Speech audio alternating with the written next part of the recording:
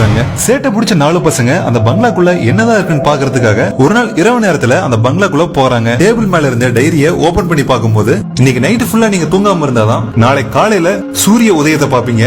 ஒருவேளை நீங்க தூங்கிட்டீங்கன்னா இந்த வீட்லயே நீங்க ஒரே அடியா தூங்க வேண்டி இருக்குன்னு போட்டிருக்கு.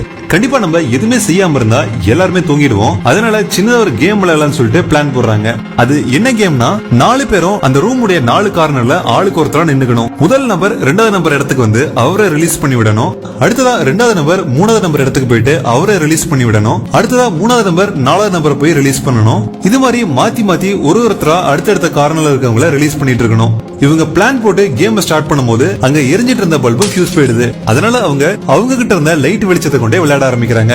அவங்க இந்த விளையாட்டை ரொம்ப நேரமா கண்டினியூ பண்றாங்க. ஒரு வழியா பொழுதும் விடிஞ்சிருது. அந்த புத்தகத்துல சொன்ன மாதிரியே அந்த வீட்டை விட்டு அவங்க வெளியும் போயிடுறாங்க.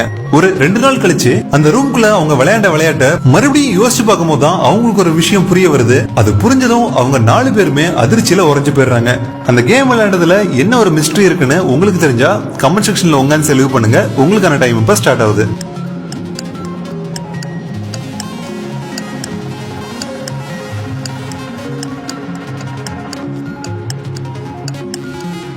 முதல் நபர் 2வது நபர் இடத்துக்கு வந்து அவரை ரிலீஸ் பண்ணி விடணும். அடுத்ததா 2வது நபர் 3வது நபர் இடத்துக்கு போய் அவங்கள விடுவிப்பாங்க.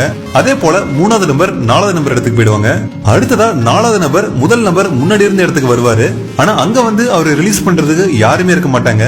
இருந்தாலும் அந்த இருட்டுல முதல் நபர் நினைச்சுக்கிட்டு யாரோ ஒருத்தர் அவரை ரிலீஸ் பண்ணி விட்டுருக்காரு. அந்த மர்மமான 5வது நபர் தான் மறுபடியும் முதல் நபர் இடத்துக்கு போய் அவரை தொட்டிருக்காரு. சோ அந்த ரூம்குள்ள இவங்க 4 பேர் இல்லாம 5வதா ஒரு மர்ம நபர் இருந்ததை நினைச்சுதான் அவங்க 4 பேரும்